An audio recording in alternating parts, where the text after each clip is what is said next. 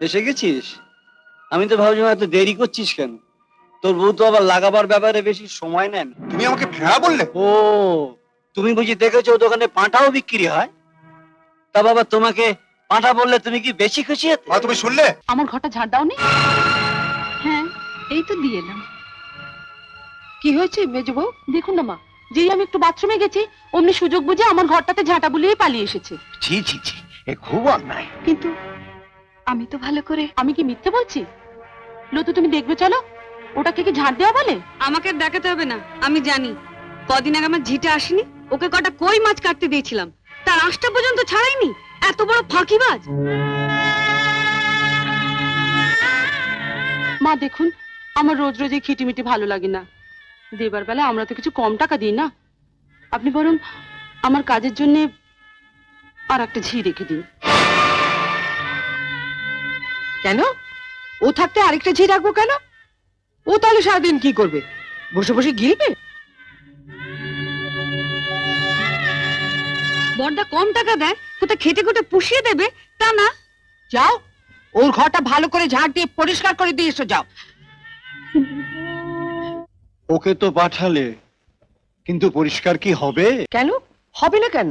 ঝাড় দিলে তো ঘরের ময়লা সাফ হবে, কিন্তু তোমার মেজে বউয়ের মনে যে ময়লা জমেছে, শতবার ঝাড় দিলে তো সে ময়লা সাফ হবে না, যদি না ওকে ঝেঁটিয়ে বার করে দেওয়া হয়। আজ আসুক আপনার মেজো ছেলে, আসুক। কি? বাবা তোমাকে এত বড় কথা বলেছেন? বলেছেই তো, আমি আর এ বাড়িতে একদিনও থাকবো না যদি তুমি ওর একটা বিহিত না করো। চলো তো, চলো আমি দেখছি। চলো। বাবা, এসে গেছিস? আমি তো ভাবছিলাম এত দেরি করছিস কেন। তোর বউ তো আবার লাগাবার ব্যাপারে বেশি সময় নেয় না। যাও না, বলো না। এসব কি শুনছি বাবা? কি শুনছ? আমার ঝি হওয়ার যে যোগ্য নয়, তার হয়ে বাবা আমাকে গালমন্দ করেছেন, বা সাক্ষী আছেন।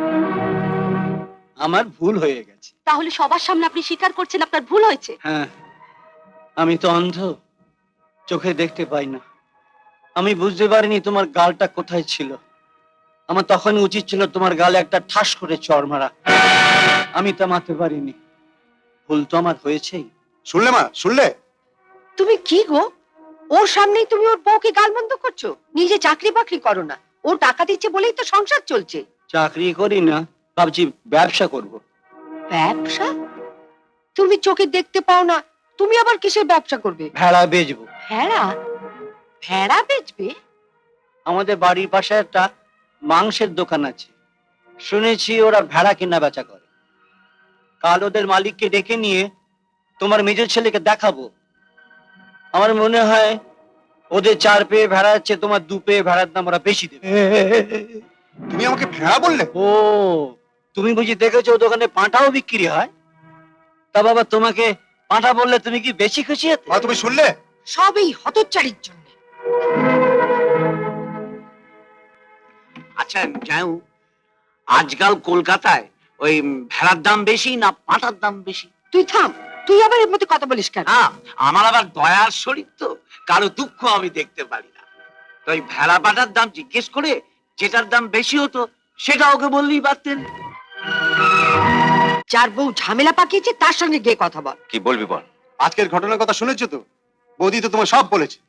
না, তোর বউয়ের মতন মমতার ওই গুণটা নেই যে স্বামী ফিরে এলে সারাদিনের রোজ নামছে পড়ে শোনাবে। জাগে, কি বলছিস বল। আচ্ছা, আমি যা রোজগার করি তাতে তো একটা ঝি রাখতে পারি। হ্যাঁ পারিস। তবুও রাখিনি, তার কারণ তুমি সংসারে কম টাকা দাও। ঝিয়ের পেছনে টাকা খরচ করলে সংসারে আমাকেও কিছু কম দিতে হতো, কিন্তু তার চাপটা এসে পড়তো তোমার ঘাড়ে। হ্যাঁ, শুধু তোমার দিকে তাকিয়ে। কি বলতে চাইছিস বল। বৌদিকে তুমি বলে দিও, আমার টাকায় বাড়িতে ঝি রাখলে সে কিন্তু আমার ঘরটাই আগে ভালোভাবে পরিষ্কার করতো। আমি জানি ওরা তোমাকে। দূর, আমি ওদের কথাই কিছু মনেই করি না। আমি গরিব ঘরের মেয়ে। তোমার বাবা বিনা মনে দয়া করে আমাকে এ বাড়ির বউ করে এনেছেন। আর তাছাড়া আমার বাপের বাড়িও তো কোনো কাজের লোক ছিল না। ছোটবেলা থেকে সব কাজ করার অভ্যেস আমারই। কাজ করতে আমার কোনো কষ্ট হয় না।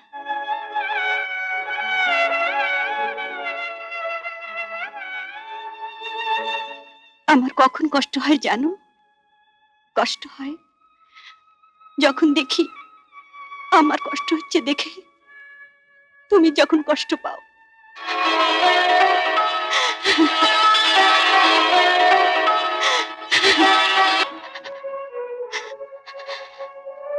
ঠিক তুমি আমাকে এইভাবে ভালোবেসো, তাহলে কোনোদিন কোনো দুঃখই আমাকে স্পর্শ করতে পারবে না।